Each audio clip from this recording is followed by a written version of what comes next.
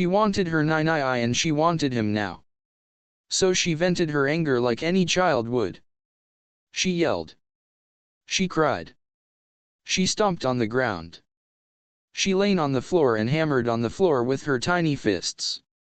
Minato and Kushina tried to calm her down, but nothing they did work. They tried to distract her and it worked for a while before she wanted her Nai again. I don't know what else we can try, Minato sighed hearing his daughter yell again. We have to do something. Naruto's mission had no set time limit, Kushina sighed. I know. It could take him months for all we know, Minato groaned as Naruto yelled even louder as she heard him. Did you actually think that I would take that long? A male voice cut through the yelling. Suddenly silence made itself known in the Uzumaki Namikaze compound. Everyone turned to the source of the voice in a robotic-like motion. Everyone's eyes widened when they saw who just spoke. There in the door leaned none other than Naruto with a lazy grin.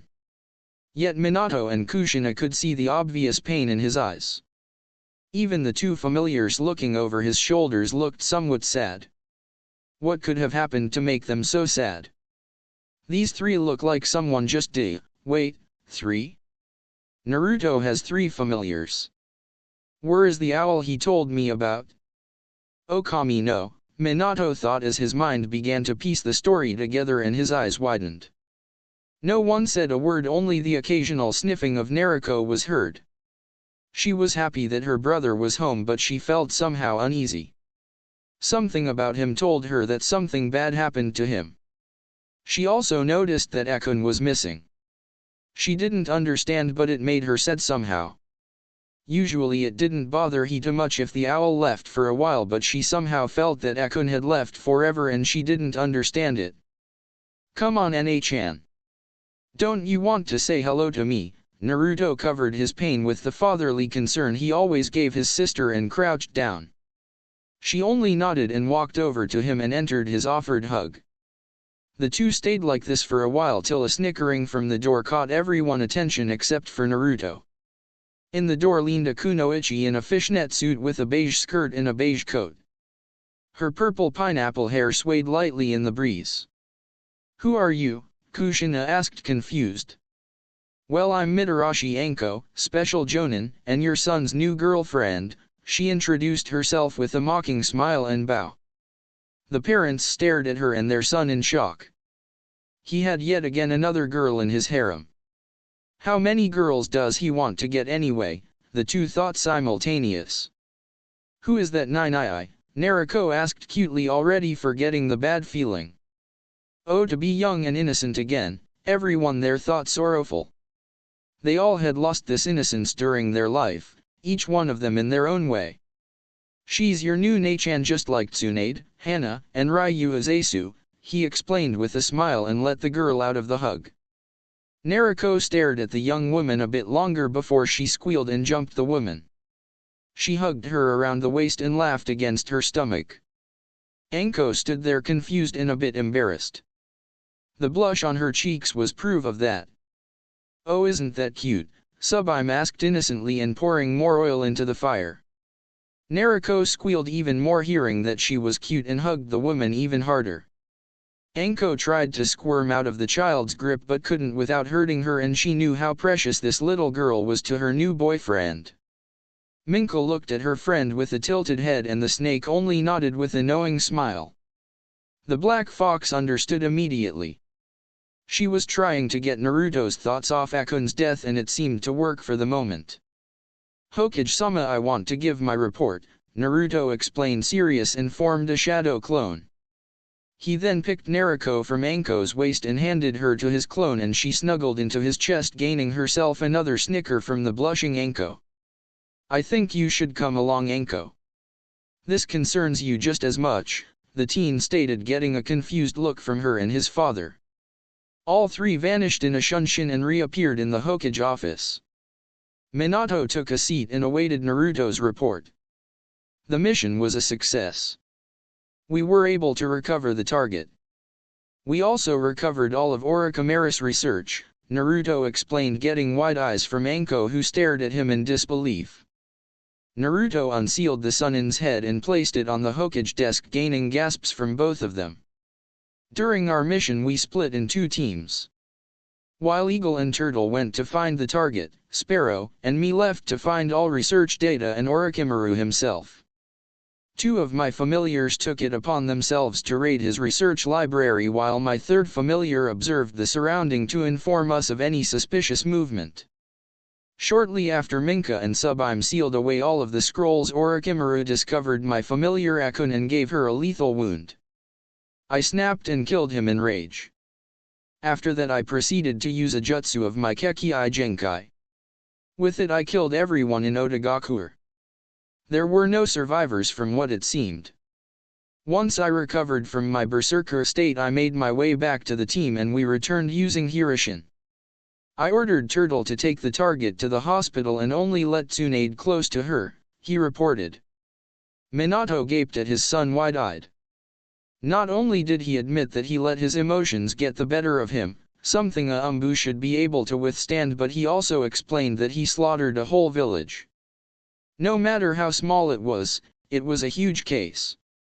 Otagakure had gotten pretty strong recently and his son wiped it out with one jutsu. Anko was equally shocked and got actually a bit wet. Oh, who was she shitting? She was drenched. He not only killed this cock-sucking pedophile bastard Orochimaru, but he also wiped out all of his forces with one jutsu. The fact that he also raided Bastard's research gave her some hope that he could find a way to remove her accursed cursed seal of heaven that the snake placed on her when she was still his apprentice. "You killed the whole village?" the Hokage asked, shock evident in his voice.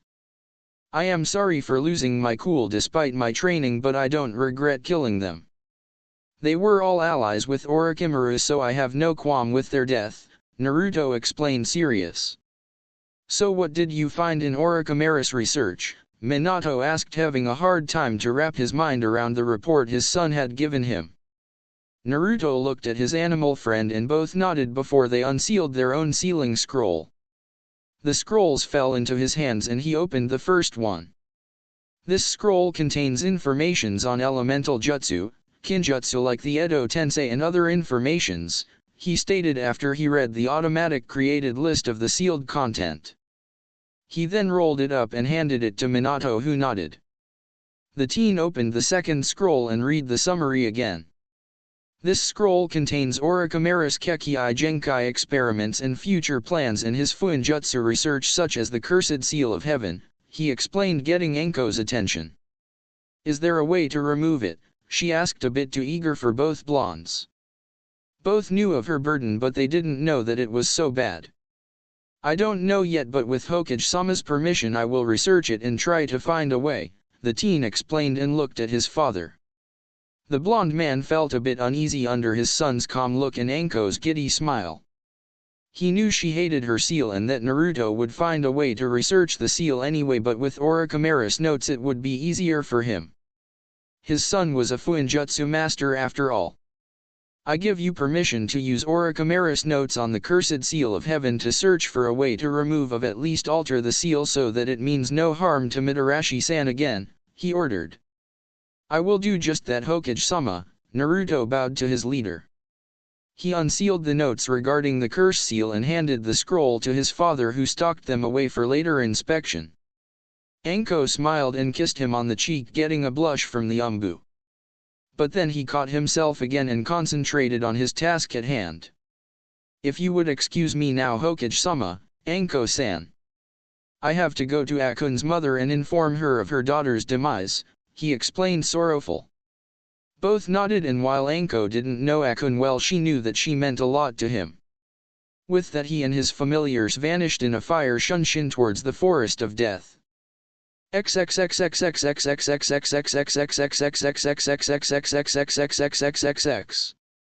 The three appeared in a clearing in the forest. The animals around them got silent and turned their attention to the newcomers. A giant owl turned around on a branch and looked at them. Naruto fell to his knees and pressed his hand against the ground. Raiseta-sama, I'm terribly sorry. I've come to inform you that your third daughter Akun died while being in my care. She died by the hands of the snake son in Orochimaru. Even if I have taken revenge for her, it doesn't change the fact that I have lost a very important member of your family and someone precious to me. I will accept any punishment you will give me. He bowed his head till it touched the ground and waited to be judged by the mighty owl. Raiseta looked at him emotionless for 10 minutes. Not one animal made a sound awaiting the mother's decision. Rise, Naruto-kun, she ordered, and he complied but still kept his head bowed down. I appreciate that your honesty and bravery to face me after your failure to protect my daughter, she stated, making him flinch as tears collected in his eyes. Yet I don't think my daughter would want me to punish you. She loved you dearly and I see that you also did. That's why I won't punish you. Yet I want you to carry the memento she asked you to make years ago from now on, she ordered stern. He nodded and reached for his equipment seal and unsealed the scroll in it. Carefully he unrolled it and searched for a certain sealing array. The blonde pushed his chakra into it and a earring appeared. He picked it up and held the ring in his mouth while he rolled up the scroll and resealed it. With a sorrowful smile he looked at the earring in his hand. It was a silver ring to cover the outer side of the ear till the earlobe. From the lower edge went a silver chain with a Uzumaki swirl-formed ruby and a skull-formed sapphire under it. From the skull hung 2 owl feathers upside down. He removed the piercings from his right ear and packed them away. Then he put the earring on and secured them in the 3 holes in his ear. Raiseta looked at him and nodded. I swear on my Kekkei Genkai that I will honor Akun's memories forever, the teen exclaimed with a determinate glint in his eyes. The animals in the clearing howled in acknowledgement and approval. Minka and Sublime looked at their parents and then back to Naruto. Go on. Spend some time with your families.